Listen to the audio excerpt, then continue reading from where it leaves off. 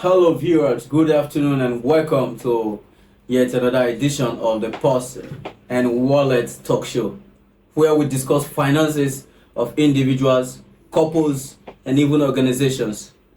Today on our show, we have a prominent member of the movie industry, a Pan-Africanist, and an entrepreneur, and an activist, and also he is a CEO of a great NGO that has been doing great jobs here in Ghana. Without wasting much time, I'll let my guest to introduce himself to you. Yes, I am. It's a privilege, first of all, to be here, and I want to say greetings to your honorable viewing public. I am Brother Gabriel Ishmael. I'm the director of the Emmanuel Dankande Christian Foundation, and above all, the convener of the Out of the Box podcast. And I'm also the former president of the Sierra Leone community on the Central Region. Once again, I'm here to honor this very, very honorable platform. You're welcome once again, Mr. Ishmael Jallo. Yeah. All right, today on our talk show, we are going to be discussing wealth management. Of course, we know that the biggest problem we all have in our world today is problem of finance, and we want to quickly dive into these challenges that individuals and even corporate bodies encounter in our everyday lives. So, Mr. Ishmael Jallo, without wasting much time, what would you say, or what can you categorize as wealth management? Wealth management. First of all, I think the Michael Weck's Dictionary of Wealth is the abundance, possession of valuable items and money. So in that case, the world becomes standstill when wealth is absent. So again, even our God, we that follow the Bible, in Genesis chapter 2:18, he said, "It is not good for man to be alone. I will bring in a help." That means wealth cannot be dispensed with one hand. You need varieties of hands to come and dispense wealth so that it will attract its yielded achievement. In order to multiply. Yeah, to multiply, because first of all, strategies need to be applied. And when they say you can't use one strategy, you have different people that you bring in to make it a success, even though there are disadvantageous aspects of bringing people. But however, you cannot be a successful dispenser of wealth, then you want to be a solo personality. Thank you very much, Mr. Ishmael. You see, the question is about wealth management and not really the advantages and ways of managing wealth. Oh, okay. But in a nutshell, you were able to touch some important factors of wealth management, because you made us to understand that wealth is a collection of valuables. Yeah. And when we talk about the management of wealth, we're not talking about managing this valuable that's owned by an individual or organization. Yeah. So coming from there, I want us to look at the management of wealth as an individual, or as a partner, or as an organization. So that will bring us to another question to you, Mr. Ishmael Jallo. Our viewers want to know, are you married? I'm a widower. Okay, you are a widower. Yeah, so that's to say, at the moment, you are still a single. I am still a single man. Yeah. So now, when we want to talk about, the reason why we brought that question on board is talking about management as an individual. There is issues of people managing their wealth with the assistance of a partner or a financial advisor, or so some kind of assistant personnel that should help in this field.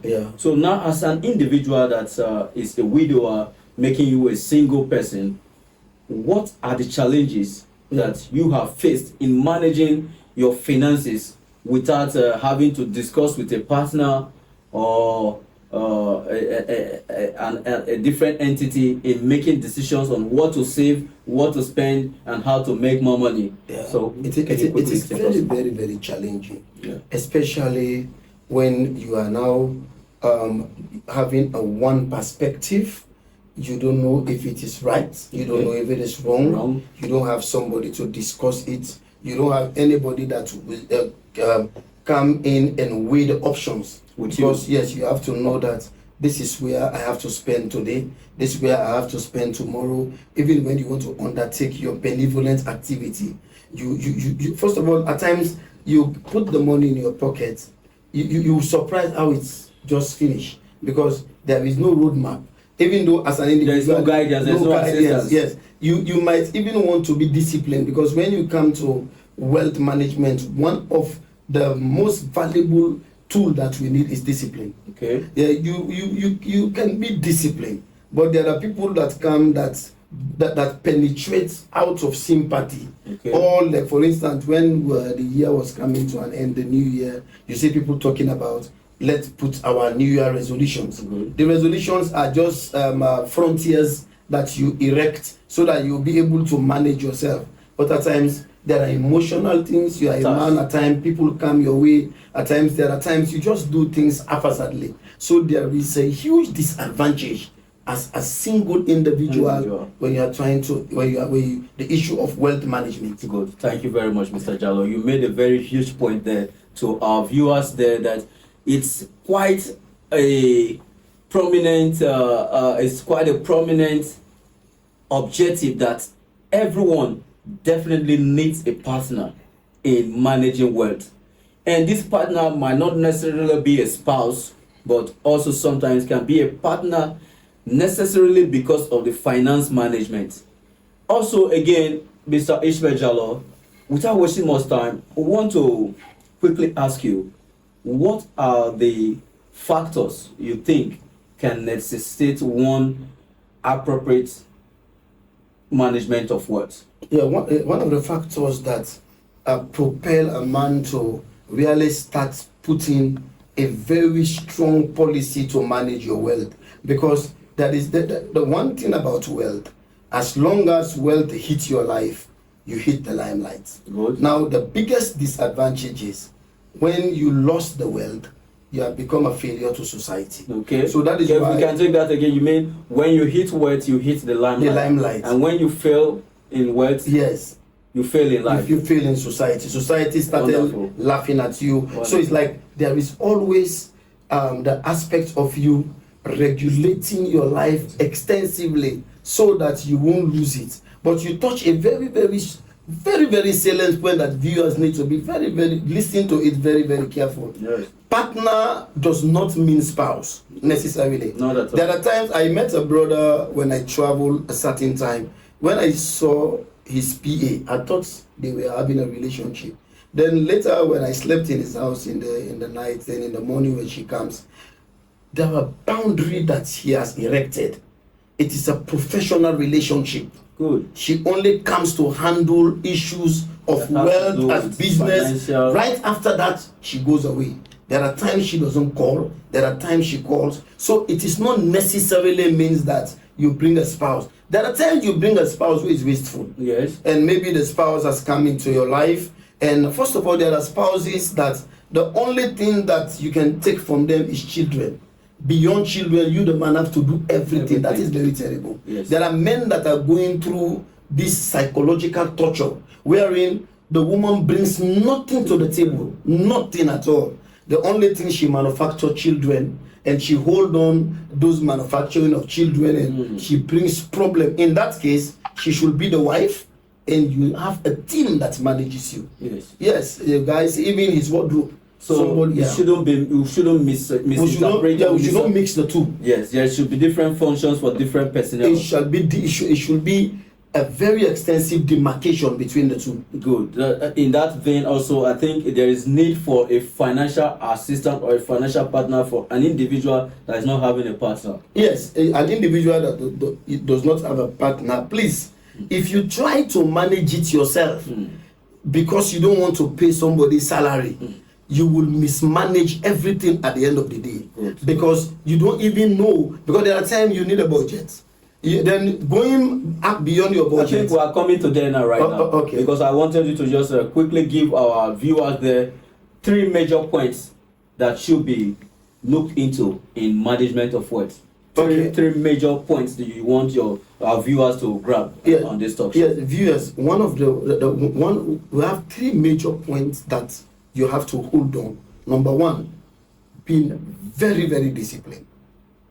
You should be very disciplined. Then number two, erect boundaries.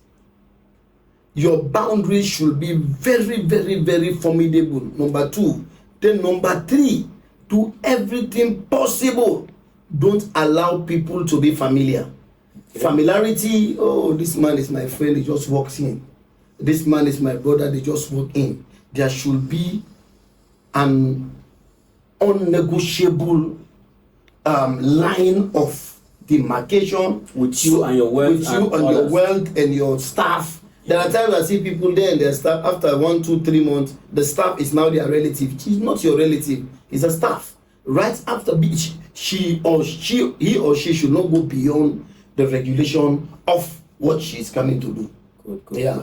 So thank you very much, Mr. Ishmael Jallo. Yeah, it's a In pleasure. conclusion, I want to also add to what our guest has given us today, talking about advice to our listeners there, our viewers out there, the importance of wealth management.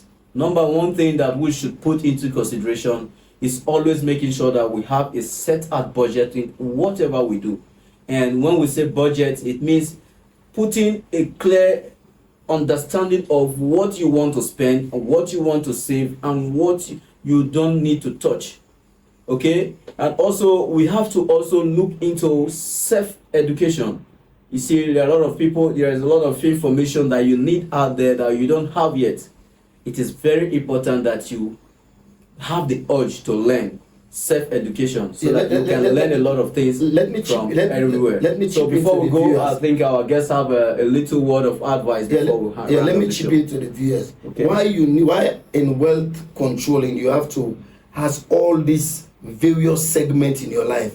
Because it was Bob Marley that once said, in the abundance of water, the food is tasty. All right, thanks very much our viewers for watching. Thanks to our guests today for coming to enlighten us.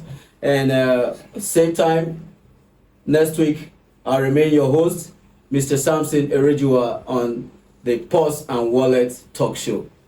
Shalom.